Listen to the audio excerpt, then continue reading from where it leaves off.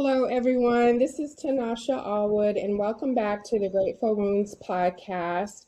Again, I'm your host, and each week we have honest conversations about life's challenges and how we refuse to let those challenges define us. Um, Rather, our saying is we just would rather be grateful for our past and learn how to turn our pain into purpose. If you haven't yet listened to the first episode of the Grateful Wound podcast, I encourage you to do so as you will learn a little bit more about my personal story with dealing with the incarceration of a loved one and how I was able to turn my pain into purpose. Um, Now, I have to tell you something. Today's episode of the Grateful Wounds podcast is a little different. My guest with me today, I've never really met before. I came across his Instagram and I saw that he had written a book called Perseverance Over Pain, and something about his message stuck with me. So grab a glass of water, grab some snacks, settle in because today's guest is no other than Mr. Fernando Lennon. Thank you so much, Mr. Is you go by Mr. Lennon or Fernando or? Fernando is fine. Okay, awesome. Thank you so much for being here. Can you share with the guests a little bit about yourself? Well, first off, I want to take the time out to say thank you for allowing me to be on your platform. Um, Yes. I definitely saw a previous episode that you had, and I see you got it going on with your podcast. I definitely I'm You. grateful for this opportunity. Thank you. I appreciate that. So a Um, little bit, Go oh, ahead. so a little bit about me. Where should I start? Um, I was initially a military brat. Both of my parents were in the military. My father was a sergeant in the Army for 13 years. My Okay. mother was in the Army Reserves. And, I had everything I wanted at first, initially as a child. And then one thing led to another. My parents got out of the military, and my father started to abuse illegal substances. Uh-huh. And my mother ended up leaving him, and everything spiraled out of control. So I went from having the best of everything, never Yeah. wanting for anything, to having nothing. Oh my gosh. And when I say having nothing, I'm talking about the only thing that we had is the clothes on our back and a couple of bags of clothing. You know what I mean? Yeah. So the legal substance my father was on was crack cocaine, Uh-huh. and we're talking about late '80s, early '90s when the epidemic hit hard. Okay. Yeah. So we were in Miami, Florida, at where my father was originally from. Yeah. And the things that I seen when I was on the streets with them, the things that I had to do, the things that I experienced, I wouldn't wish on my worst enemy. Oh my gosh.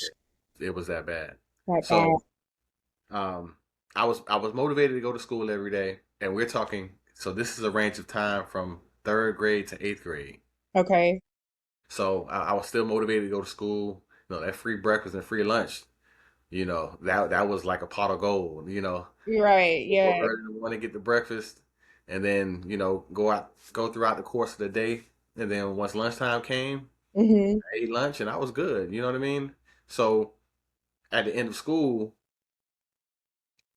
I we had a routine. Okay. So my father, he would come pick me up, and then we would go about our business on survival mode.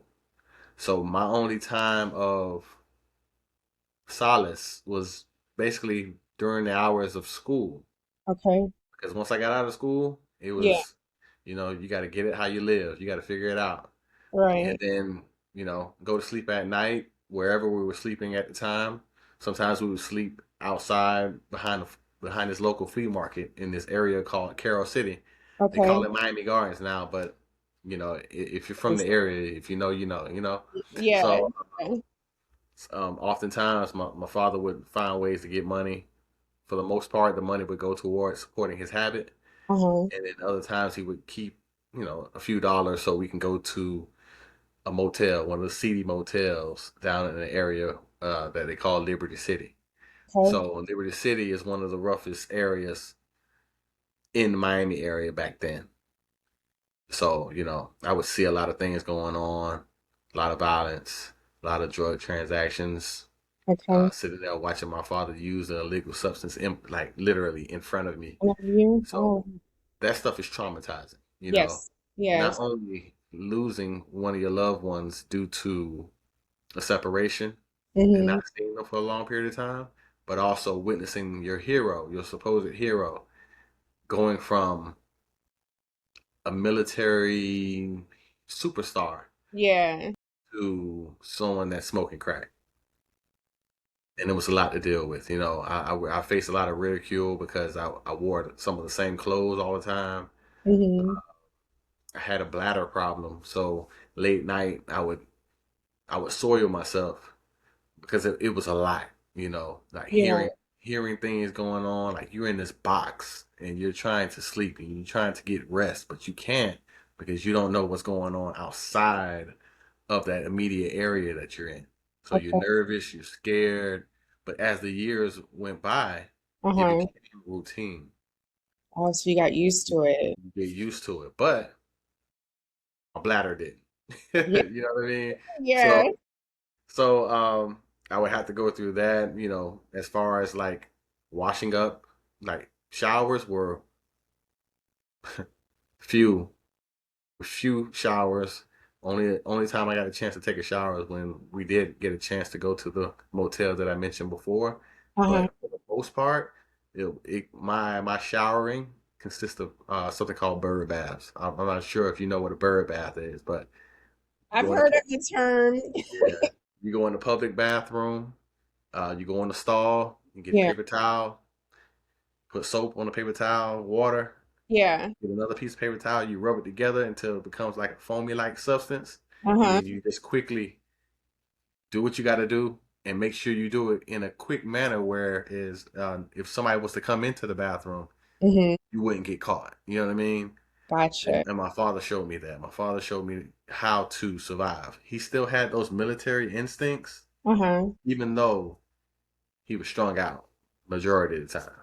I see. I Certain see. things were based on instinct, So I am grateful for those survival instincts he instilled in me, but at the end of the day, no kid should go through that. Right. You Um, you were how old at the time? so third grade, I was I want to say was it eight, Eight. nine? Yeah. So could you imagine that? You know what I No, mean? And then not. sometimes when he was like really on it, Mm-hmm. sometimes I wouldn't see him. You know, But like I said, we had a routine. So if he didn't show up to get me by a certain time, I would Okay. go to this local park. And if he didn't show up before the street lights came on, I knew that I needed to go walk down 27th Avenue, which was one of the main streets or strips in Miami, In and go Miami. to the what we call wash house or the laundromat, sit in the Yeah. laundromat, watch TV because they had TVs in this particular laundromat. So I would sit down and I would watch like the NBA games. I would watch Michael Jordan play. I would watch sitcoms and things of that nature where I can have like this escape from reality. You know what I mean? Right. Yes. And Okay. then when he would show up, because he knew that that would be the only place I would be Okay. at the time of night. He would show up like it's nothing new, like hey, let's go, you ready? And then we would go do our thing, and then get ready to go to sleep and rinse and repeat for the next day. Now we're talking about from third grade to eighth Okay. grade. I was just gonna say, so how long did that go on for? Wow, wow. Yeah. Fernando. Wow, it's a long So time. so so mentally, I was going through a lot. Um, I would always hear about God. And I would start questioning God, like, God, if you're real, why you allow me to go through this? Mm-hmm. Every other child that I know of or that I see in school or in the neighborhoods, they all have a house to go to. They all have a home. They all have families that take care of them. Why me? Why me? To the Right. point where I thought about suicide. And I had it's a section in my book uh, where I mentioned suicide mission. Okay. and I was going to commit suicide. But something came over me, and I know it was the grace of God that Yes. that talked me out of it. Yes. Because at the end of the day, we all get to a point where we reach our breaking point and we feel like giving up, Yes. especially Yes. if we don't see that there's anyone that really cares about our personal well-being. Right. Like going Right. to school every day and not having one teacher ask me, "Hey, are you all right? Yep. You okay?" Yeah. Like that does something to a child. And by the time I got into eighth grade, I had already come to grips with my life. Hmm. I told myself, all right, this is going to be life. This is what I'm going to be. All right, let me embrace it. Let me embrace it. So thank you, first of all. I mean, the amount of vulnerability that you have to share your story, like that is just in itself so powerful. And second of all, I am so glad you're here. Like, I've been in a situation before, or I've had a time in my life before where I've thought about ending my life. And part of the reason I started the podcast is because I was healing through all those wounds that had broke me. And so I mentally, I know firsthand what that's when you're thinking those thoughts. Um, all that to say, I'm glad you're here. But so let's turn to your book. For those of you listening, perseverance over pain, right? You've dealt with, your father dealing with addiction, poverty, violence, homelessness, essentially, and just that family instability. What made you decide to write your book? A couple of things. I initially started the process back when I was finishing up college Okay. back in 2004. I did like a rough draft. It was like between 30 and 40 pages, right? It was just a summary, and I just needed to get out a lot of the feelings that I was dealing with over the years. Okay. So we'll show this part. This is in the book, but in 2024, my father passed away. I'm sorry to hear that. Thank you. I appreciate that. He passed away, and I can hear his voice tell me, "Hey, listen, it's time to tell a story. Time to tell a story of what we went through.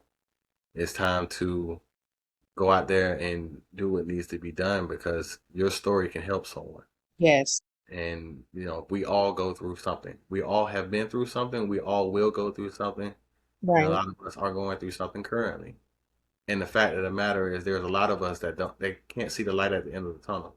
Hmm. And therefore, by me sharing my story, Right. hoping that it helps someone, it helps those that have been through something similar or worse than what I went through.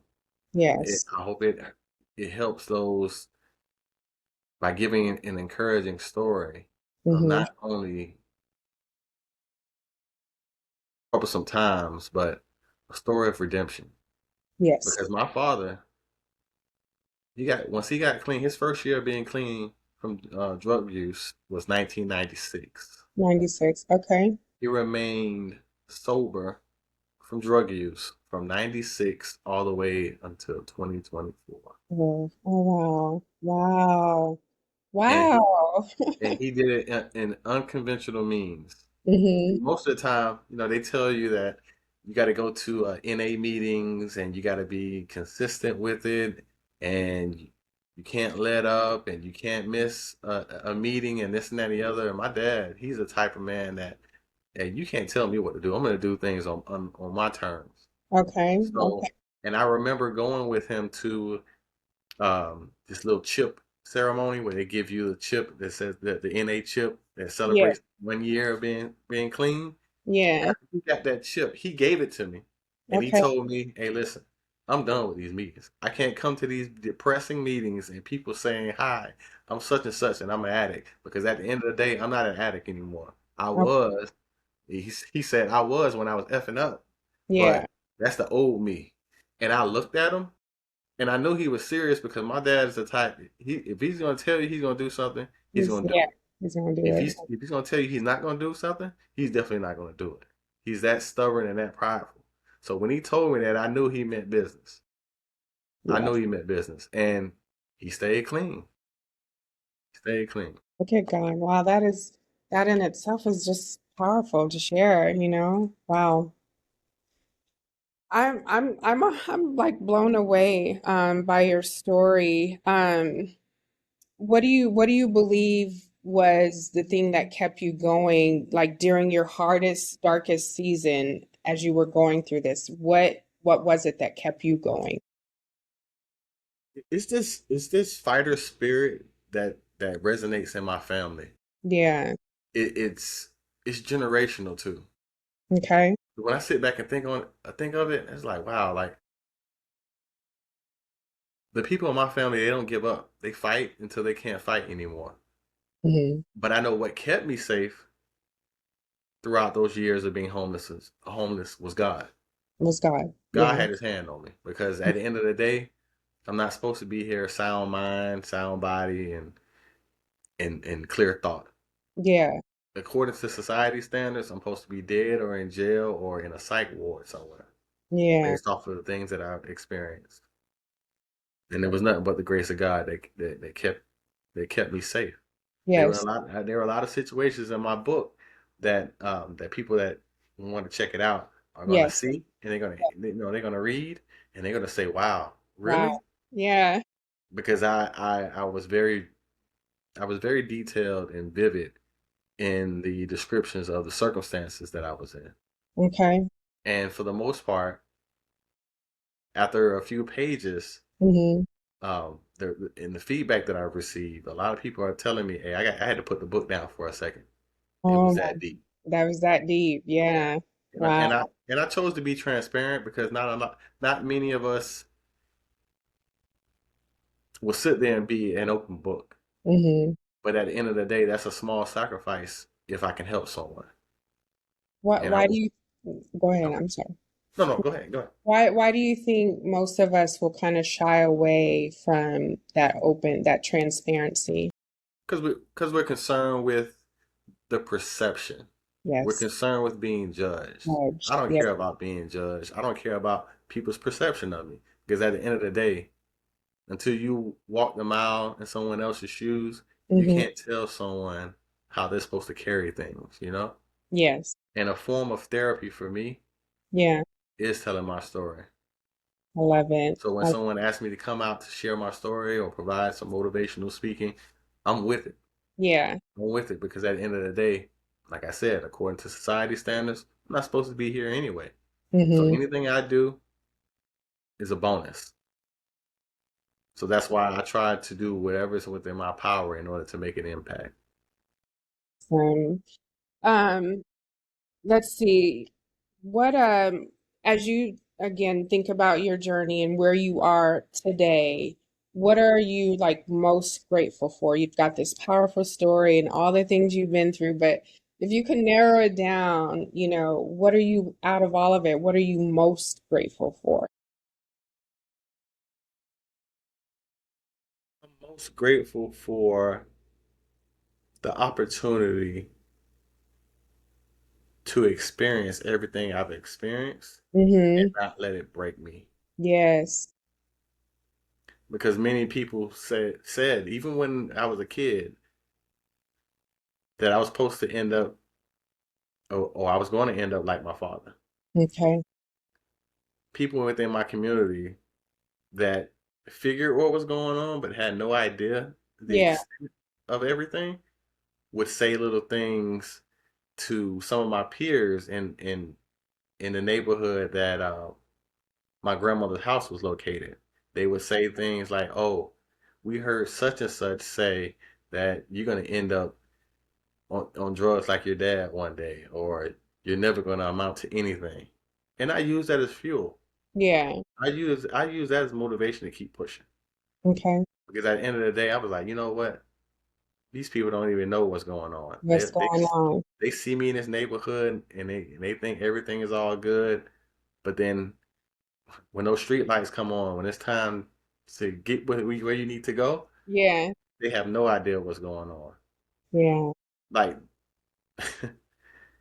I remember eating out of dumpsters, like pulling food out of dumpsters, like as a kid, Hmm. and then taking it back to one of our duck off spots and just consuming the food as if we bought it. You know, Yeah. climbing people's gates, snatching mangoes. You know, in Florida we Yeah. have a lot of tropical uh, Yeah. fruit trees. So snatching mangoes out of people's yards, grapefruit, um, all types of things in order to survive. Just to survive. And Yeah. then turning around, still going to school every day, like it's nothing. Yeah. Where was So your mom during this time? I'm so just when my okay. mother left my father, Hmm. she went back to one of the states that we lived in prior to us moving down to Florida. Okay. So the whole time her and my younger sister were in another state, completely oblivious to what was going on. Gosh. And the Wow. whole time they were thinking that we were living with my grandmother, which is my father's mother, Hmm. but we weren't. Okay. Wow. That was the cover. So we used my grandmother's address for everything. That's why I was able to go to the schools that I was going to, which Hmm. were around the corner from her house, but we didn't live with her. Okay. So it would be a lot of walking involved. So in Florida, especially South Florida, the transit system. Let me see if I can remember this. It was 60 cents as a kid to get on the bus, and for an adult, it was $1.25. So you can imagine sometimes we didn't have that money, so we had Yeah. to walk. So we had Yeah. to walk from one city to another city in order for me to go to elementary school. And then once I got in middle school, it's the same thing. The middle school that I ended up going to when we were on the street wasn't Yeah. too far from the elementary school that I went to. But we would still have to walk from city to city most times to get from point A to point B. So a lot of people would see us at different times walking up and down the street. So they would go back and tell our family members, my aunts, my uncles, my grandmother, oh yeah, we saw such and such Yeah. walking down such and such with a backpack on. You know what I mean? Like, Yeah.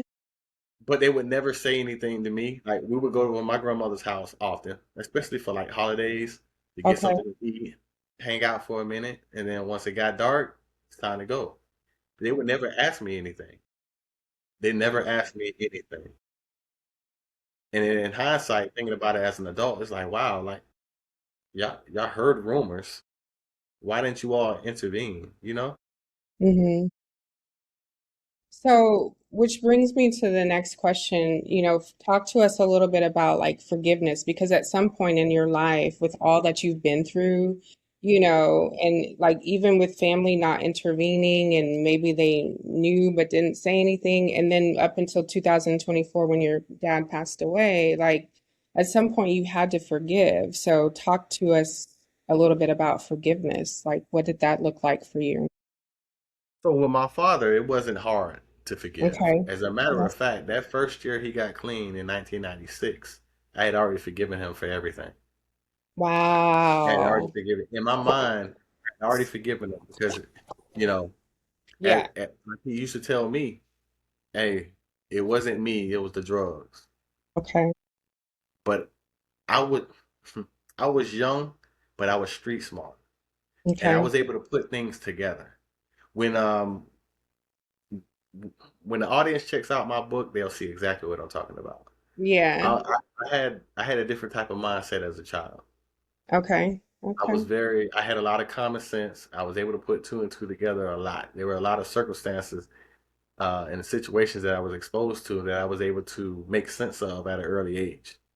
Got it. And when my father got clean, when he told me it wasn't him, it was the drugs, I understood what he was trying to communicate to me. Okay. Anybody else would say, "Oh, that's just an excuse." No, I saw him when he was sober. I saw him when he was in zombie mode with the drugs Yeah. in his. I could see the shift. I could see the difference. I knew every time he was hot. I knew every time he was clean. Okay. So I knew that he didn't have control over what was going on. So it wasn't hard for me to forgive him.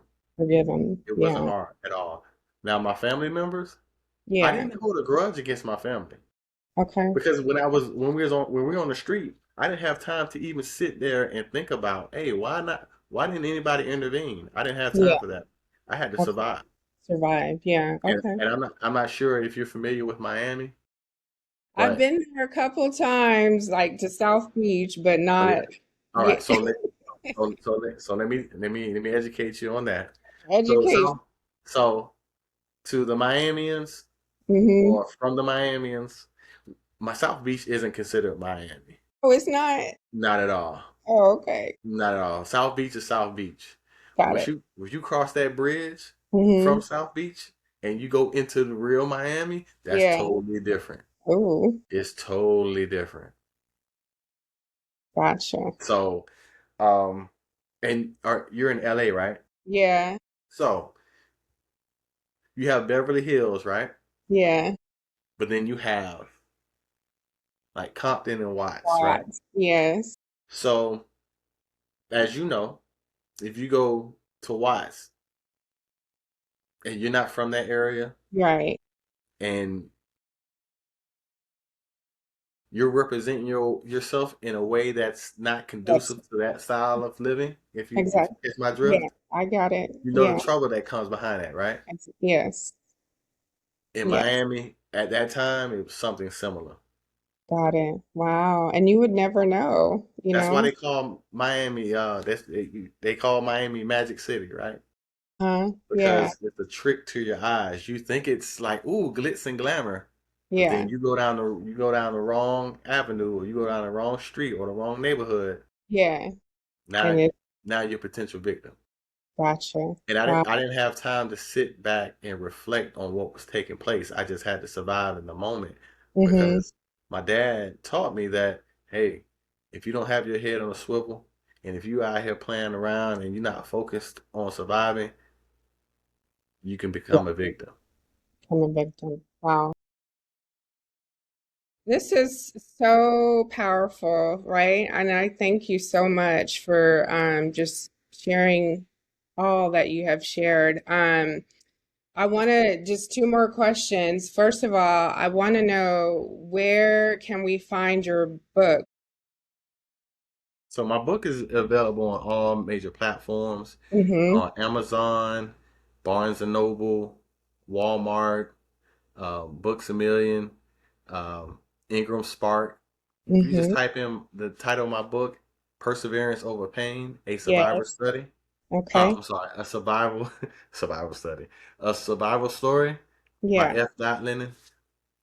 They'll be able to find it and it'll come up quickly. All right. And that's perseverance over pain. So, as we get ready to close here on today's episode of the Grateful Wounds podcast, if let's say there's a million people listening to this podcast today, what is the one piece of inspiration or the one piece of, what's the one message that you want to leave them with today? Your circumstances do not define you. Yes.